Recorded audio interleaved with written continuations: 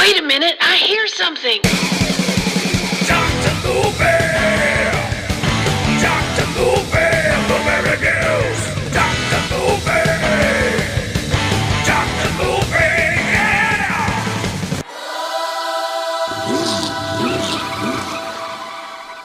Hey everybody, welcome back again. It's another episode of Dr. Movie, and we're still going through, it seems like, the unending list of so-called Demons movies. Which started off all the way back with the Lamberto Bava 1985 Demons, the Dario Argento produced, or presents, however you want to put it, all the way up to this one, which is number 9 on the list. We've gone through 9 movies, but this one's only known as Demons 7, The Inferno.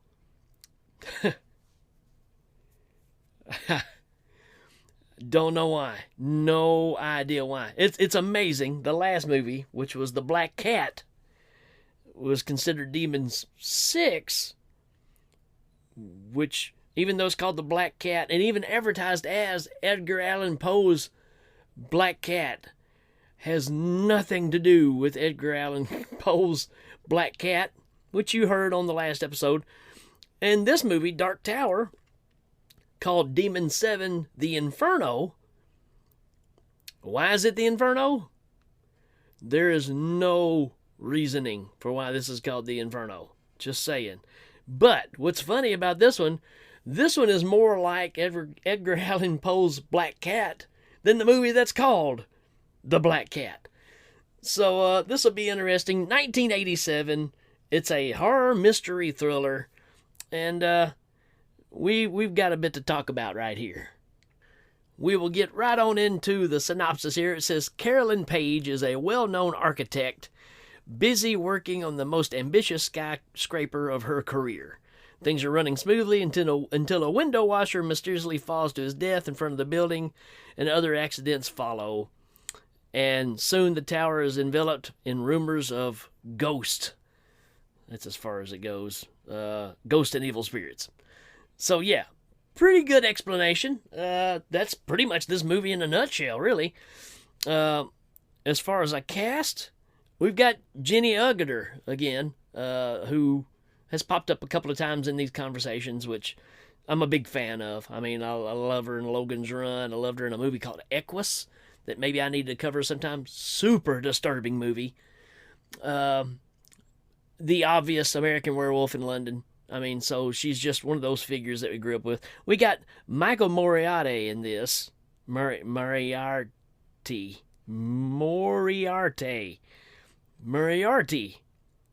You know who I'm talking about.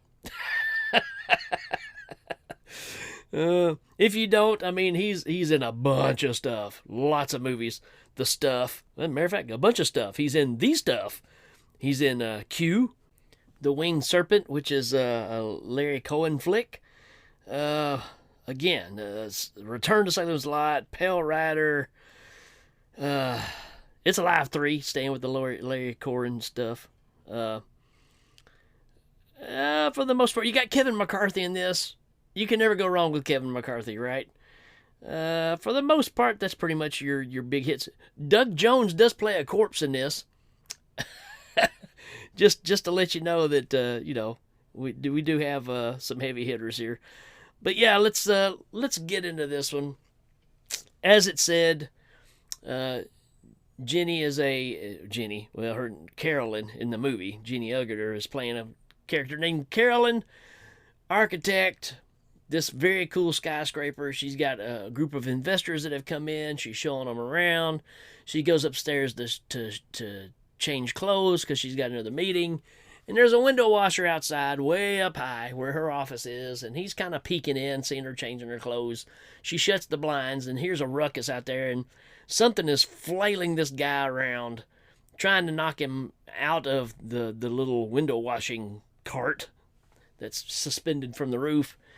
And eventually he bashes his head on the glass when she's looking, and then he just falls out, backwards. Falls to his death. And not only does he fall, but he falls on top of one of the investors that's outside too and kills that guy. So that's kind of a cool little twist there, right? The dude falls out and falls on a guy and kills him too. Kind of goes back to George Carlin's idea of the perfect murder. He said, I figured out the perfect murder. You pick up one guy by his ankles and you kill another guy with him. You got two dead bodies, no murder weapon. There you go. And that's kind of what happens here.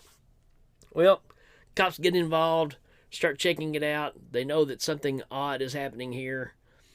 And as the story goes on, more and more people start getting knocked off. One guy gets in the elevator. Well, one of the investigators, right, gets in the elevator. He's going up. And you see all these things where people are reacting to something, but you don't see what it is. He's in the elevator. He freaks out. Just kind of stares up at the roof, kind of deal.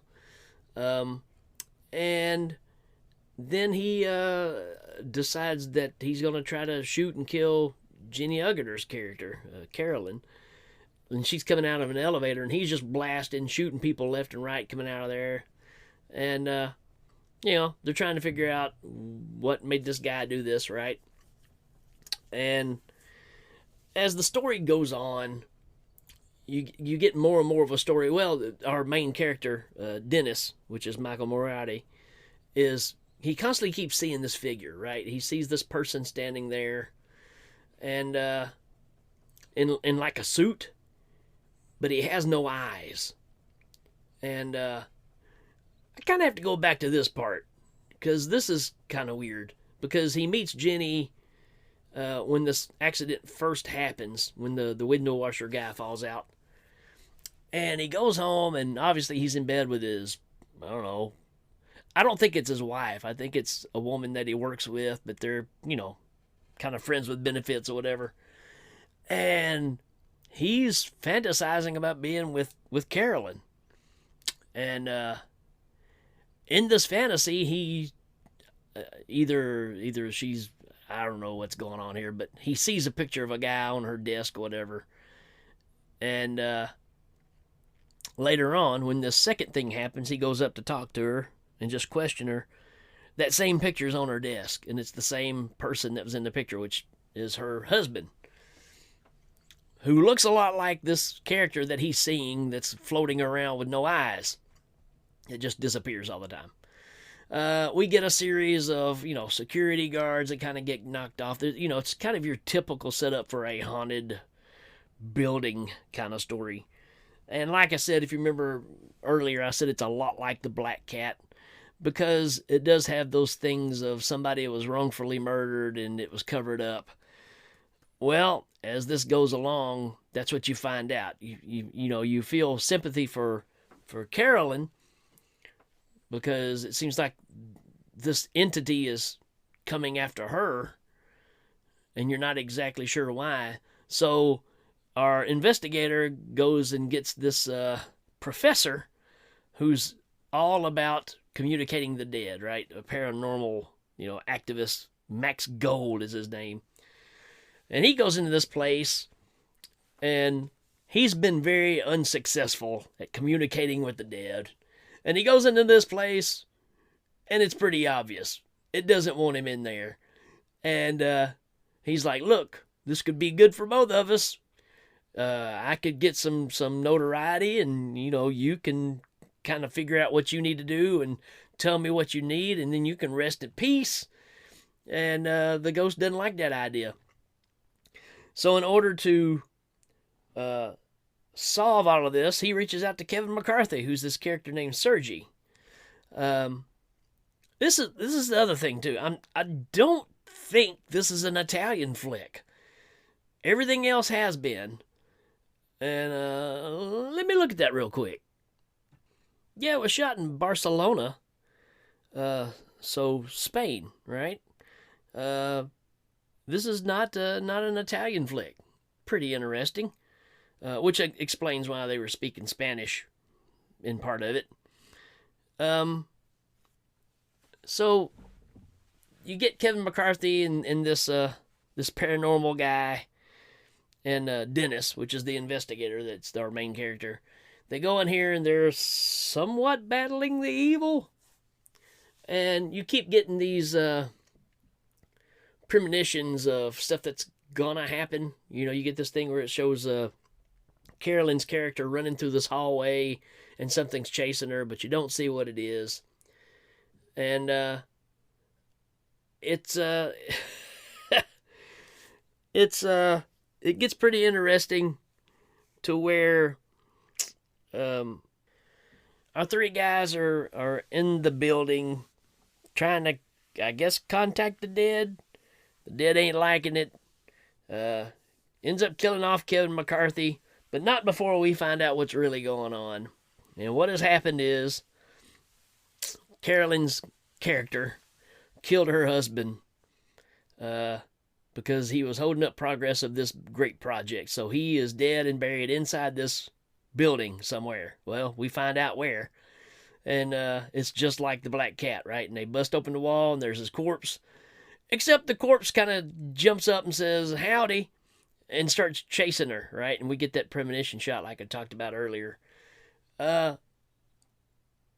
It's a pretty cool looking corpse, except it's still got eyeballs. So it kind of, I don't know, the eyes looked a little too new for the age of the corpse. Just saying. That's the only thing that kind of throws it off, but this has got some pretty good moments. It reminds me a lot of Poltergeist 3 in a way. So if you took like the aesthetics of Poltergeist 3 and then put it in, you know, the Black Cat story, that's kind of what you're getting here. So it's really not a bad movie. It's not a great movie. It's very kind of slow paced, but overall I actually kind of enjoyed this one.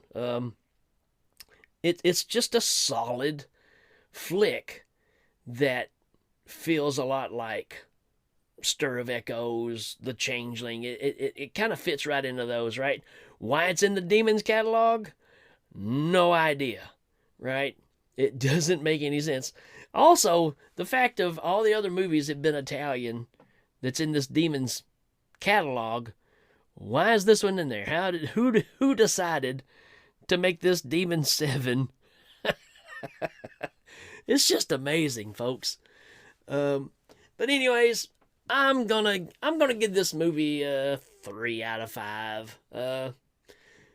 It's probably a little closer to a 2, but it's really not that bad. It's pretty predictable. You kind of feel like you know what's going on. The kills are pretty standard. There's nothing really that stands out about this one.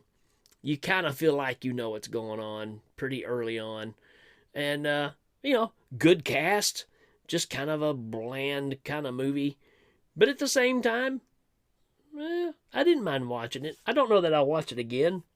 But I don't regret seeing it, which is saying a lot. I can say that about a lot of flicks, right? So yeah, there you go. That's my thoughts on Dark Tower. Now, not The Dark Tower, the Stephen King story that they made a so-called movie of not too long ago. This is from 1987, so don't get them confused when you look them up if you're going to try to watch it. You saw the artwork on the beginning of this episode, which, you know, just looks like a coffin instead of a building, right? That kind of thing. But, I don't know. I give this, like I said, did I say a 2? 3? Somewhere around in there. I didn't forget what I said. Anyways, that's my thoughts on this one. If you have any information on this one, or if it's a favorite of yours, yeah, pipe in, let me know some ins and outs of this one. This one's still another kind of new one to me as far as all this stuff, but really surprised at the cast, and it just kind of falls a little flat. So you would expect more with the cast that we got. That's pretty much it for this episode, folks. I guess till then, we will check you next time. So, adios. Dr. Bluebear! Dr. Bluebear, Blueberry News! Dr. Bluebear!